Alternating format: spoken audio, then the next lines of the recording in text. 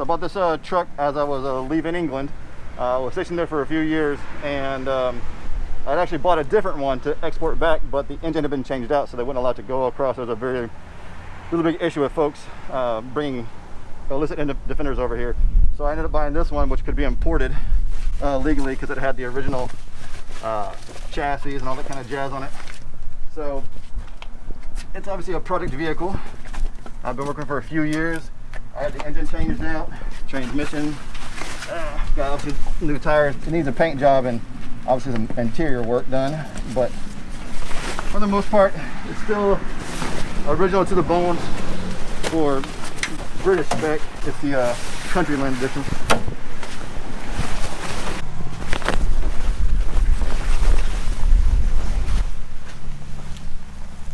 There she is. Interior work is pretty significant. You know, everything. Yeah, this is a pretty much a hash job, a job for the entirety of the old vehicle. That's the old axle that had some new ones put on. This is the old one.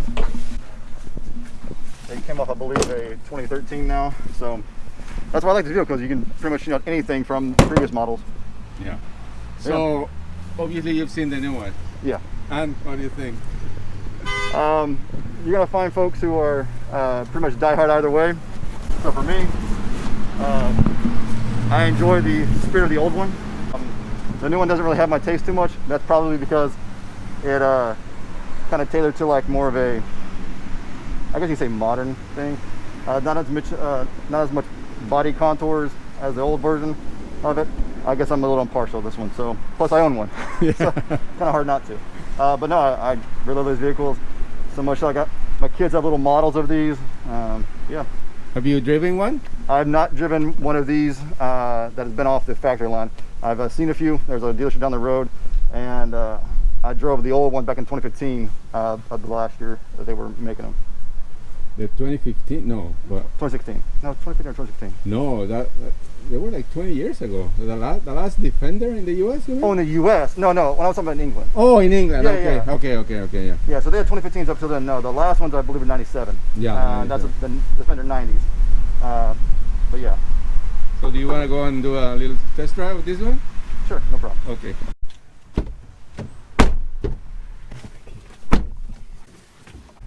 So first impression, I like the height of it. It's very familiar. You know, you can raise it up to 11 inches, I think it is on this one. No, I did not know that.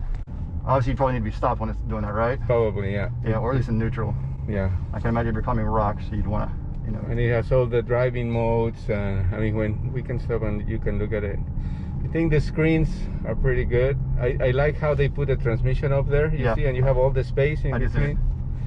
And how they keep all those shelves in the. This is very reminiscent of the old one. I'm not sure if you. Exactly. Yeah. I do like the. Again, there's some originality that they put on here, but I do like how they kept some of the original. You know, it's nice. I like the way it sits. Like I said, it reminds me a lot of mine. So when was the first time that you drove a Defender? How did you fall in love with them? So I grew up in a small part of Texas, and my family, we had a lot of diesel vehicles. And so, you know, going through the military, there's not a lot of folks who have, you know, when you're importing this kind of vehicles. So for me, I fell in love when I got next to one, and I could hear that that diesel engine is really, it's something about it. And I ended up just going to look for one, and I started up, and it just felt so at home.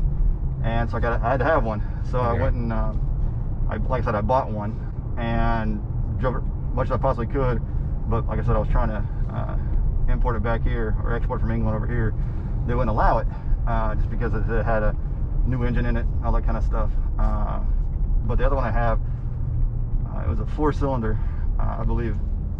Couldn't do really anything of value, but just I was getting it a few times, just sitting and driving. It was just beautiful. I love the way it felt. Yeah. And a lot of folks will complain that it's just, you're driving around a tank essentially. It's just so big, and it's you can feel every single inch of gravel you hit with it. But that's what I liked about it. Yeah, it was a lot of imitation. I mean, the Defender's been around for, you know what, 70, 80 years? 70 years, yeah. And so it has a huge history behind it. And And for me, it's like anything I wanted to do in that vehicle, I could do myself. I could change out any part I wanted. There was usually US spec parts for it. I was changing out the starter engine for it, the starter motor for it. Couldn't find one here in the States, but there was an equivalent for Ford that was used similar, a Lucas one, and it just worked perfectly. And I was able to do it myself. I actually got my hands dirty doing this kind of things, and that's what I liked most about it. It was, I mean, anyone had the ability to work on these vehicles, and it was, I mean, the user manual form is extremely readable, and like I said, it was meant for like someone like me who didn't mind tinkering around, trying to make their vehicle, theirs personally. And now they're very desirable because these came out, right? Yeah, they become more desirable. Now, I mentioned earlier, one of my neighbors, he has the 93 spec that came here for North America, and he was on the fence. He's like, should I sell it now before the market gets flooded with them, and his won't have the same value? I'm like, no, man, they're still going to be just as valuable, in the future. It's like a relic of the past, and he ended up keeping his. But no, again, this vehicle feels extremely nice. They've made a few accommodations for someone who wants to live in the 21st century.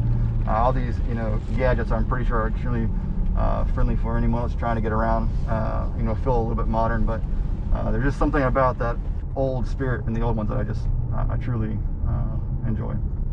But no, this is a beautiful vehicle. It rides just like you would expect a nice new modern vehicle to drive in. Oh, this is nice. That's something I do miss. So how much more work do you think you need, or time, or money, or I don't know how you so usually what stops it from being done is any user who's trying to make it theirs, they want everything perfect, so you wait till the final one. So for me, it's usually a matter of time and trying to find something that allow me to spend that much time with it. Let's say another year or two, I should be probably 90% done. That'll be the new paint job and the new interior. That's pretty much what will sum it all up. I'm debating on getting new doors for it. It has new doors on it now, the push button ones, but there's electric ones that I'm trying to source out of European Union right now, and if those come in, then I'll add those to it as well. What do you think about the price of this one? This is around 73. 73. So the one I'd price up for myself was close to, if not 100. So that was honestly a debate we were having, is work on this one and spend about half the amount of money that it would take to get that one the way I like it, or just go ahead and make the purchase for the new one. And I've obviously made my choice. I still have the old one, but no, the pricing, when you're comparing it to any other vehicle that's in its same class, if there is one, which I personally don't believe there is, but it's probably right where it should be, if not a little less than what you'd expect to pay for something like this. Again, the Land Rover name and just the Defender itself is special. So for me, I would honestly expect them to charge a lot more for it. Do you have any opinion of what Jeep and Ford are doing with the Bronco? So I know Ford has the Bronco program, and Jeep has kind of made the move to support the masses. So there's not really too much specialized vehicles that there are, at least a limited supply of them. So my wife even had a Jeep before too, but once you make the convert over to Defenders, it's kind of hard to go back. They're just such a nicer vehicles. For me, I can't imagine someone coming out with something that even equates to it, other than like we probably mentioned like the Mahindra or the Ineos Grenadier, just trying to copy. There's even a Bollinger Motors has an all-electric version of a Defender equivalent. But yeah, I don't know, it's something special with these vehicles that makes it hard to trying to find anything comparable to it. Like, I wish there was a little bit more dedication to the old. Again, I see them, they make accent pieces that support the old model, but when it's based off of Discovery, I don't know, I'm 50-50 on it, man, if I could be honest with you. I love the reminders that it is has its roots back in the Defender, but when you look on the outside and you compare it next to a Disco out there, it runs a little close, too close that doesn't differentiate enough for me on the outside. But again, I'm thoroughly enjoy sitting in one of these and driving it. But also happy in the way that this has brought attention to the old one. Yeah, it resurrected any attention that had been lost, which is very minimal. If there was any folks who didn't know about the Defender, they definitely know about them now. There's been I've already told you before, I mean, can let you know how many people just come by. Like I said, I mentioned there was a family that came by, just want to take a picture, next to it. So no, there's definitely a good cadre of people that enjoy them, and now folks have more attention to the Defender brand or Defender model from Land Rover. That just makes it that much more enjoyable to have one. I was driving through northern Florida, and my Defender over there had something happened, and I had to pull to the side of the road, and I can't express to you how many people just passed by. The first time someone passed me in a Land Rover, pulled over, it's like a group of people that just like they feel like a connection to it. They just have to it's like their kind. So no, he stopped by and helped, and it made my wife a little bit jealous because I explained like people, there's a certain type of people that want to be around them, and they're just beautiful vehicles, and whether it be the old ones like I have, and that's not even the oldest of the old. You can talk about a Series 1 or a Series 2, but even before then, the ones used during the wars, it's just, I don't know, there's a really special attachment to them. I am very glad that Land Rover decided to resurrect it, back a few years later, here back in the States, at least importing those. Again, just a good looking vehicle, man. I mean, obviously, when you see it, it strikes you. It's completely different from anything else out there right now. But when you compare it next to the one that I have, you can see that it remained somewhat, reminiscent of its past, and that's something I'm, pretty happy about. I just wish a little bit more, though, just a little bit more. But no, it's no, I really enjoy these vehicles. Yeah.